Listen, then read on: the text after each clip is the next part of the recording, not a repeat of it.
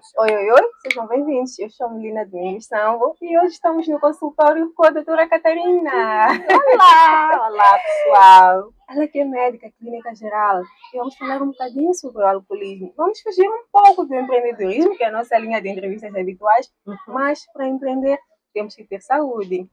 Doutora, seja bem-vinda. Bom dia, boa tarde ou boa noite, não sei a hora em que vamos se encontrar. Muito obrigada pelo convite. Vamos conversar. Vamos conversar. Obrigada eu por ter aceito o nosso convite. Doutora, o que se passa com os nossos jovens que estão a entornar? Estão a entornar. Bom, é algo que está a acontecer, né? Nos dias de hoje, os indivíduos mais jovens, vamos dizer, dos 14 aos 18 ou até aos 21, até bem pondo um intervalo muito bom, dos 14 aos 21 anos de idade, é aquela fase entre a adolescência e a juventude. O indivíduo já saiu da pré-adolescência, já é adolescente e vai se tornar jovem brevemente. Então, ele está numa fase em que quer se afirmar como uma pessoa, né, presente no seu grupo. Então, há aquela questão de que tem que fazer certas coisas para se mostrar que esta pessoa está dentro de ou inserido num grupo.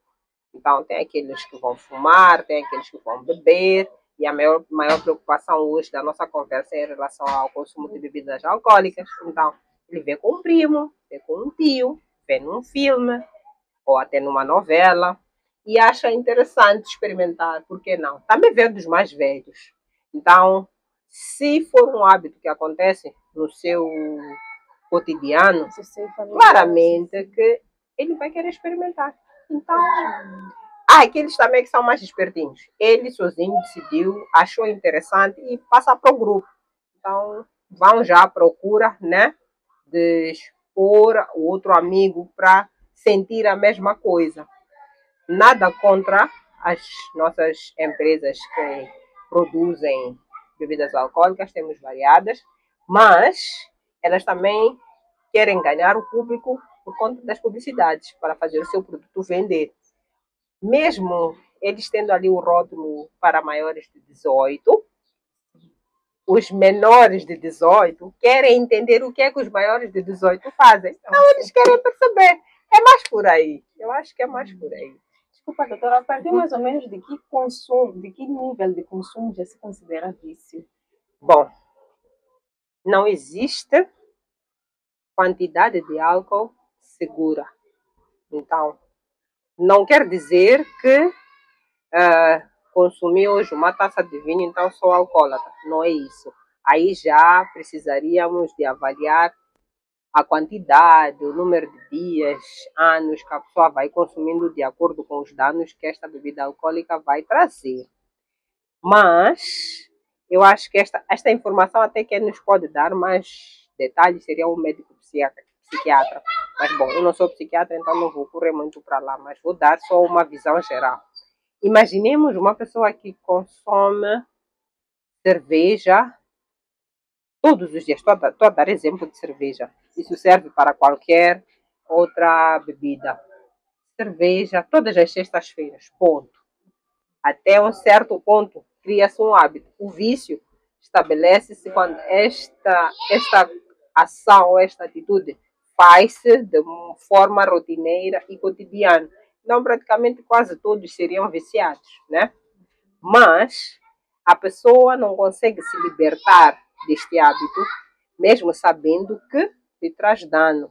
Então, quantidade segura não existe, como eu disse, mas alguns conseguem vamos dizer assim, se distanciar, porque dizem, não, eu só bebo sexta-feira, eu só bebo socialmente, eu só bebo, mas há pessoas que bebem socialmente todos os dias. Então a questão de perda do autocontrole. Exatamente. Okay. Aquele que tem perda do autocontrole e praticamente precisa desta substância, estamos a falar do álcool, mas poderia ser qualquer outra, para fazer até suas atividades. Há pessoas que, antes de darem um trago ou antes de qualquer coisa, se não toma, não funciona, eu vou dizer assim. Então, praticamente este é que seria um vício estabelecido. Eu estou a dar uma resposta vaga porque depende muito, Então, a atenção que temos que ter é: consuma álcool. Ok, consome porque é uma questão pessoal, é uma decisão pessoal. Porque o álcool é uma droga, vamos pôr isto claro, é uma droga, só que é uma droga lícita, é uma droga legal, né? Que se aceita socialmente, vamos dizer, economicamente, porque até transmite um certo status para algumas pessoas, né? Dizem, pá, eu só bebo cerveja, e cerveja tal, não bebo cerveja tal, eu só bebo uísque, eu só bebo isto e aquilo. É como a pessoa se estabelece. Mas aí tem a questão de, ok, até que ponto esta pessoa consegue ter atividades do seu dia a dia sem consumir álcool? Mas varia, né? De pessoa para pessoa.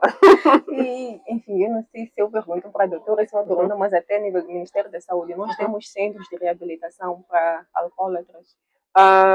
Não relacionados exatamente ao Ministério. O que acontece?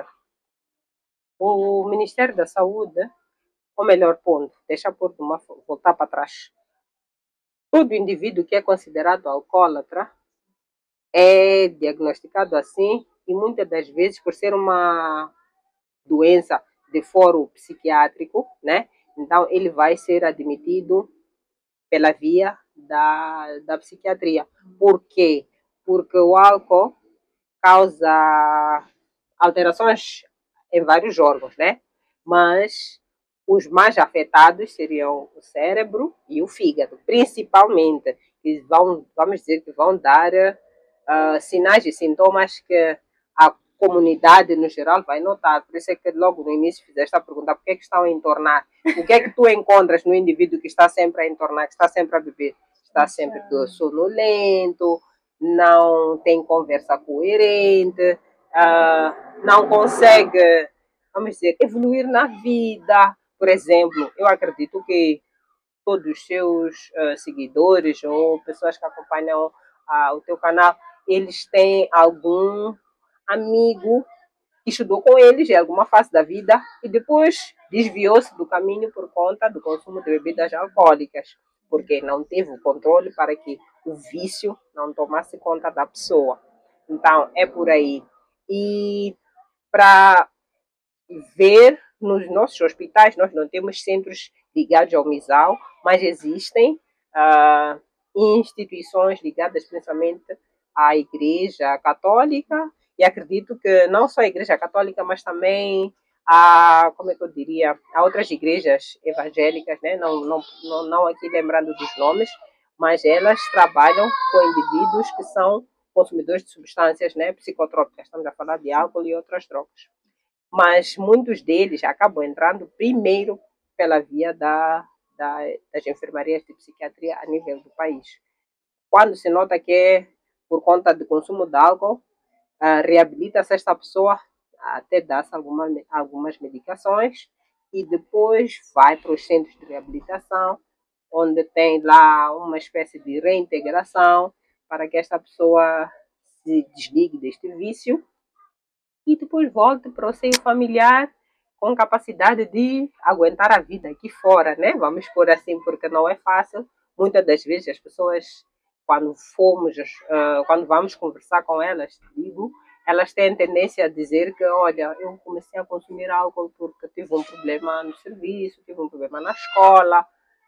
Nunca, não digo nunca, mas eu até diria raras vezes é relacionado, por exemplo, a uma questão pequena. Alguns casos também são as decepções amorosas. Algumas pessoas têm tido o coração partido e acompanham-se de álcool para esquecer os problemas da vida. Como refúgio, exatamente. Então é por aí. Mas o Ministério tem sim feito trabalhos com estas instituições, mas recebe primeiro os pacientes a nível dos hospitais e alguns depois passam para estas unidades de reabilitação. Sim, sim. E indo especificamente para o Chivochonga. O Chivochonga aqui na nossa zona sul, o consumo de bebidas tradicionais, quer dizer, tradicionais ou até de baixa renda, como o caso do Chivochonga, que é como se fosse um brandy, né? Porque são aquelas empacotadas, certo? Sim, sim, são esses. Então, estas bebidas são feitas de modo sintético, na sua maioria, e afetam ou melhor, estão de fácil acesso por conta do custo. São baratas. Então, o que acontece com os nossos adolescentes, nossos jovens? Eles procuram uma coisa fácil. Comparado o preço de um chivochonga e de uma cerveja, é capaz daquele indivíduo beber 2, 3, 4, 5 pacotes, enquanto que a cerveja, talvez, o valor, né, iria consumir talvez 1 ou 2 garrafas. E outra coisa, porque é que eu vou usar o termo terrível. É terrível no sentido de efeitos, por conta da quantidade de álcool num daqueles pacotes ou garrafinhas, tem mais álcool comparado com uma cerveja. Uma cerveja, bom, as nacionais variam de 5 até 5,5, 5,7, se eu não estiver enganada, mas o chivochonga tem a tendência a ter 12, 13, 20%, 21%, até 43%. Então, uma bebida com um teor alcoólico elevado tem tendência a causar, né, estragos, por assim, mais rápido. Então, pela questão econômica, o indivíduo tende a procurar o que é mais fácil. Se pudermos já perguntar, porque a pessoa bebe, pá, com 5 meticais consegui 2 pacotes. Então, já está. Não que seja o preço, mas é por aí. É a questão do custo e disponibilidade. Então, a tendência é essa. O mesmo serve também para as bebidas tradicionais que fomos a ver nas nossas comunidades. É feito pelas frutas que temos a nível das nossas machambas. Então, se você tem um ananaseiro, você tira ananás, vende. Aquele que sobra faz chilalaçante. Então, pronto, é assim. A vida é essa.